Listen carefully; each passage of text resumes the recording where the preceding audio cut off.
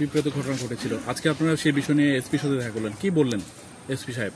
কালকের যে ঘটনা, সেই ঘটনা নিয়ে এসপি সাহেব আমাদেরকে ডাকিয়েছেন। ওনার ডাকে আমরা আজকে এসপি অফিসে এসেছি। দীর্ঘ আলোচনা হয়েছে। আলোচনার পর উনি আমাদেরকে আশ্বস্ত করেছেন মেলা স্বাভাবিকভাবে চলবে এবং যারা মেলাতে আসবে ওনাদেরকে প্রোটেকশন করার দায়িত্ব পুলিশের, এবং মেলা আগামী দিন বিগত দিন যেভাবে চলেছে সেইভাবেই সুন্দরভাবে মেলা চলবে এবং তাতে প্রশাসন সম্পূর্ণ সহযোগিতা করবেন। এবং ওনার কথা শুনে আমরা মেলা কমিটি আশ্বস্ত হয়েছি এবং খুব খুশি আমরা মেলা কমিটি।